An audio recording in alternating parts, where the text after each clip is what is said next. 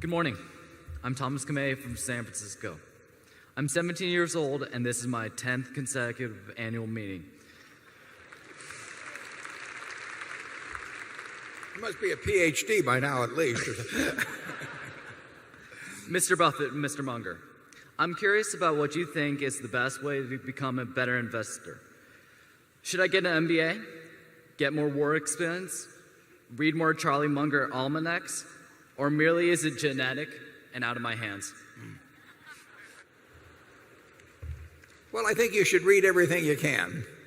I can tell you in my own case, I think by the time I was, I know by the time I was 10, I'd read every book in the Alma Public Library that had anything to do with investing, and many of them I'd read twice. So I don't think there's anything like reading, and not just as limited to investing at all, but you just got to fill up your mind with various competing thoughts and sort them out as to what really makes sense over time. And then once you've done a lot of that, I think you have to jump in the water, because investing on paper and doing, and investing with real money, is like the difference between reading a romance novel and doing something else. So I would, there is nothing like actually having a little experience in investing, and you soon find out whether you like it. If you like it, if it turns you on, you're probably going to do well on it. And the earlier you start, the better in terms of reading. But I read a book at age 19 that formed my framework for thinking about investments ever since. I mean, what I am doing today at 76 is running things through the same thought pattern that I got from a book I read when I was 19. And I read all the other books too, but you have to read a lot of them to know which ones really do jump out at you and which ideas jump out at you over time. So I would say that read, and then on a small scale, in a way that can't hurt you financially, do some of it yourself. Charlie? Sandy Gottesman, who is a Berkshire director, runs a large and successful investment operation, and you can tell what he thinks causes people to learn to be good investors by noticing his employment practices. When a young man comes to Sandy, he asks a very simple question, no matter how young the man is. He says, "What do you own and why do you own it?" And if you haven't been interested enough in the subject to have that involvement already, why, he'd rather you go somewhere else. Yeah. It's that whole idea that you own a business, is vital to the investment process. I mean, if you were going to buy a farm, you'd say, I'm buying this 160-acre farm because I expect that the farm will produce 120 bushels an acre of corn, or 45 bushels an acre of soybeans, and I can buy the fertilizer. You go through the whole process. It'd be a quantitative decision, and it would be based on pretty solid stuff. It would not be based on what you saw on television that day. It would not be based on what your neighbor said to you or anything of the sort. It's the same thing with stocks. I used to always recommend to my students that they take a yellow pad like this, and if they're buying 100 shares of General Motors at 30, and General Motors has whatever it has out, 600 million shares or a little less, that they say, I'm going to buy the General Motors company for $18 billion, and here's why. And if they can't write a good essay on that subject, they've got no business buying 100 shares or 10 shares or 1 share at $30 per share, because they are not subjecting it to business tests. And to get in the habit of thinking that way, Sandy would have followed it up with the questions based on how you answered the first two questions that made you defend exactly why you thought that business was cheap at the price at which you were buying it. And any other answer, you'd flunk. Number 11. Naked shorting, I think, is the question. I don't know exactly. I've never been in a position where I've asked a broker from whom I bought stock to give me the certificate and had them decline it for any period of time. I would think that you might have some action against them. But I do not see the problem at all with with people shorting stocks. I mean, I would welcome people shorting Berkshire Hathaway. I mean, if you own stock and they need to borrow from you, you can get some extra income from your stock. And the one sure buyer of your stock eventually is somebody who shorted it. I mean, that guy's going to buy it someday. And I have no problem with shorts. If there's some kind of a game that's played, and I've read about it, I've never seen it happen to anything that we've owned. Like I say, if anybody wants to naked short Berkshire Hathaway, they can do it till the cows come home, and we'll be happy to. We'll have a special meeting for them. And I would say this: the shorts generally have the tougher time of it in this world. I mean, there are more people bulling stocks for phony reasons than there are bearing stocks for phony reasons. So I do not see shorts as any great threat to the world. If enough people shorted Berkshire stock, they would have to borrow it, and they would pay you to borrow your stock, and that's found money. We did that on USG. When USG got hammered after they went into bankruptcy, or maybe just before, one large brokerage firm came to us and they wanted us to lend them millions of shares, and they paid us a lot of money. And we happily lent them the stock. We wish they'd borrowed more. In fact, we insisted that they borrowed for a given length of time just so that we could collect a large premium. And I don't know how many, I'd have to look it up, but I don't know whether it's in the hundred thousands or maybe low millions, but we were better off. And they didn't do too well shorting USG at $4 a share either, but it was immaterial to us. So I do not regard shorts as, it's a tough way to make a living.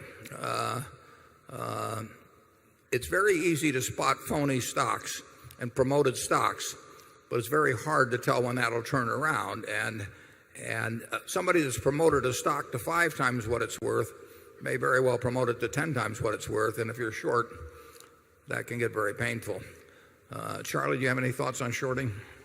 Well, not on shorting, but those delays in delivering sometimes reflect a tremendous slop in the clearance process. And it is not good for a civilization to have huge slop in the clearance processes for its security trades. That would be sort of like having a lot of slop in the management of your atomic power plants. It's not a good idea to have slop that causes a lot of financial exposure that people are ignoring. Charlie, reach back into your law practice.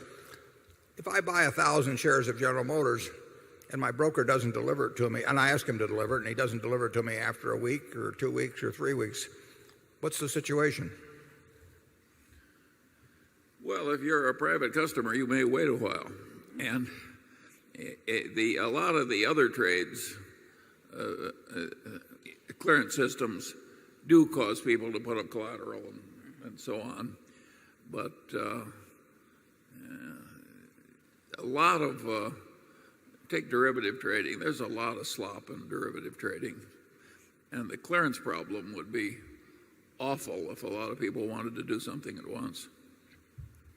But if I demand delivery after 3 weeks, can I walk into court and say I want my stock? I've given you the money? I don't think there's any court that can hand you your stock certificate just because you want it. No, if the clearance system is failing you, you can scream a lot, and you may have some ultimate remedy, but there's... I'll get somebody else to represent me. Number 9. Hello. My name is Johann Freudenberg from Hanover, Germany. Do you think gambling companies will have a great future? Thank you. What kind of companies? Gambling companies. Gambling companies will have a terrific future if they're legal. That, which ones or anything, I don't know anything about that, but desire of people to gamble, and they gamble in stocks incidentally too. Day trading, I would say, very often came very close to gambling as defined. But people like to gamble. I mean, if the Super Bowl is on, or even, well, better yet, if a terribly boring football game is on, but you don't have anything to do, and you're sitting there with somebody else, you're probably going to enjoy the game more if you bet a few bucks on it one way or the other. As you know, I mean, we insure hurricanes, so I watch the Weather Channel, but it can be exciting. But people, the human propensity to gamble is huge. Now, when it was legalized only pretty much in Nevada, you had to go to some distance or break some laws to do any serious gambling. But as the states learned to, what a great source of revenue it was, they gradually made it easier and easier and easier for people to gamble. And believe me, the easier it's made, the more people will gamble. I mean, when I was, my children are here, and 40 years ago, I bought a slot machine and I put it up on our third floor. And I could give my kids any allowance they wanted as long as it was in dimes. I mean, I had it all back by nightfall. I thought it would be a good lesson for them. And now, they weren't going to Las Vegas to do it, but believe me, when it was on the third floor, they could find it, and my payout ratio was terrible too, but that's the kind of father I was. But gambling, people are always going to want to do it. And for that reason, I particularly think that access, in terms of friendly gambling or anything like that, I'm not a prude about it. But I do think that, to quite an extent, gambling is a tax on ignorance. I mean, if you want to tax the ignorant, people who will do things with the odds against them, you just put it in, and guys like me don't have to pay taxes. And I really don't. I find it kind of socially revolting when a government preys on the weaknesses of its citizenry rather than acts to serve them. And believe me, when a government sticks, when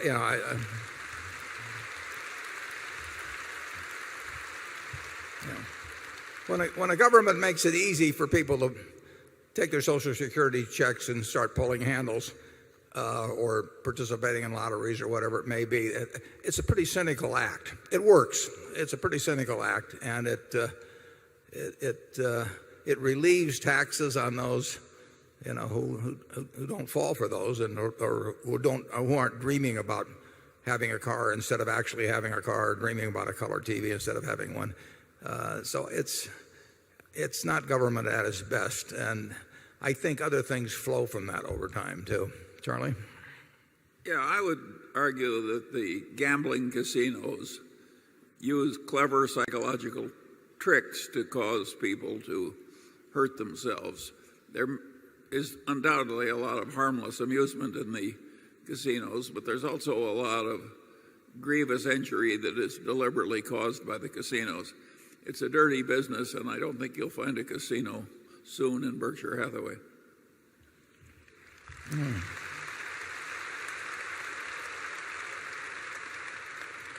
Number 10, please.